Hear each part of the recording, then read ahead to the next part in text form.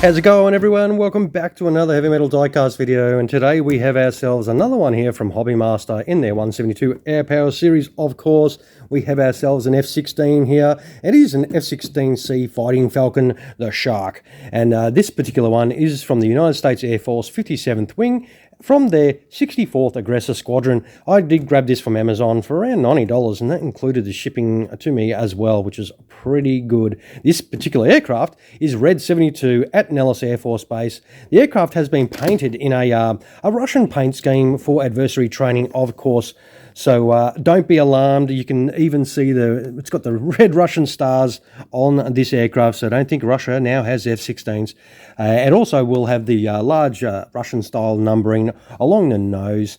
And this obviously being used for adversary training, they have really gone to town to make this look as Russian as possible. It does have the normal stuff in the flap with some details of the aircraft. It does look like it has some instructions in there too. I can't imagine it's going to be too complicated to put together, because being, an adversary aircraft, it's not going to be super hugely kitted out with ordnance.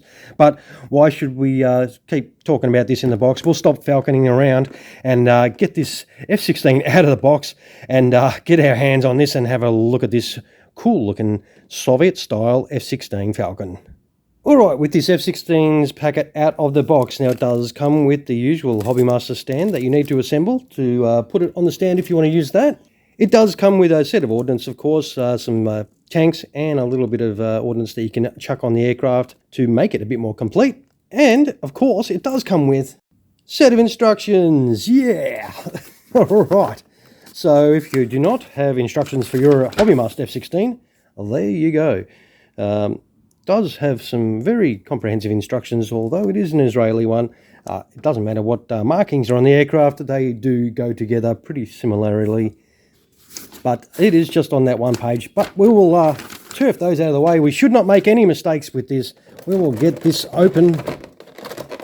Jeez, if we can manage that.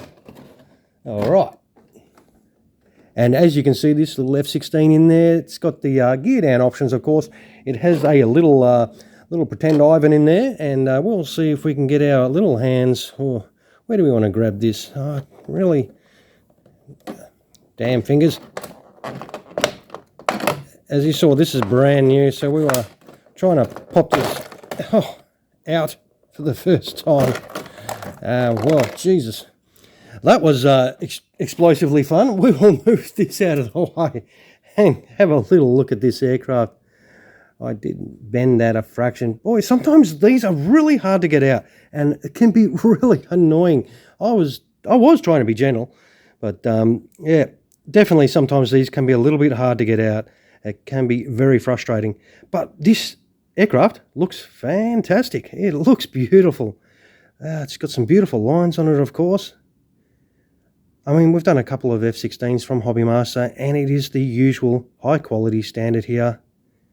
As you can see, the Red 72 there does have that Russian grey, that deep grey on the top of the aircraft, of course.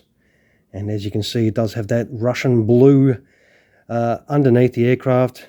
That is extremely well done. We'll move this around. We'll see if we can get this cockpit to open a little bit, which we can. Hopefully you can see some of those details in there. It's got some fantastic gauge details. We'll close that up. That does look awesome. And have a little look at this. Yep, looks great down this side. This is a nice little aircraft for sure.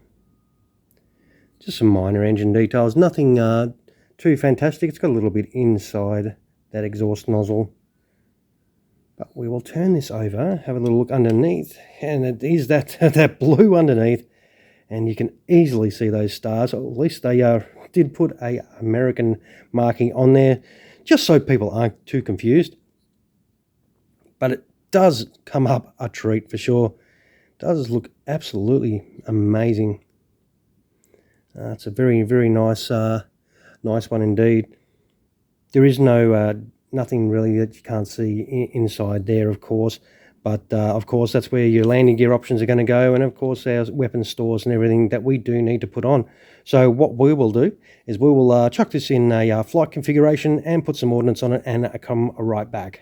Alright, here we have this F-16 all kitted out. It's very straightforward. You just put your ordnance on their respective areas on each wing there, and then of course your tanks on either side there, and your central fuel tank. Now that central fuel tank does sit into a little slot that goes into the landing gear module that drops straight in. So you drop your landing gear module in, then you do put your tank on. And then of course the nose wheel, that is a module in itself too, that drops straight in. So bang bang, 2 pieces and the landing gear is all done, and then of course, yeah, your ordnance. And this does set up very nicely. It is a very good build, very straightforward, very easy to do. So of course, you know, no stress from this manufacturer in putting this F-16 together at all. And this does come up really nice. The details on this are excellent. I'm very, very happy with it.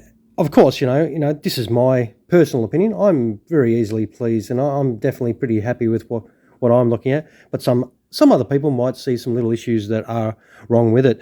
And of course, that's the purpose of these videos. So you can, you know, be a little bit more critical yourself if you are that way inclined as a collector. But for me, I reckon this is a pretty cool little F-16 Falcon, and I don't mind it at all.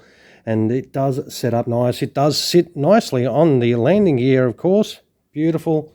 And we'll zoom in a little bit so you can see it without my fat ass fingers all over it. But of course, I didn't forget you flyboys, don't worry. So what we will do is we will go off and chuck this in gear up so you can check out this in flight. We'll go and do that right now.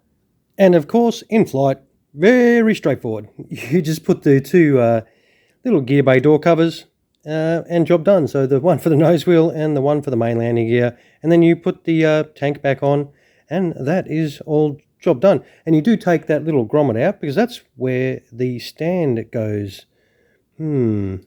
What's covering that stand hole? Well, you want to see this on the stand, I suppose. So this is in flight. Let's go put it on the stand. I'm not going to say anything. I will just do the usual with these Hobby Master ones. Take that tank off so we can chuck this on the stand.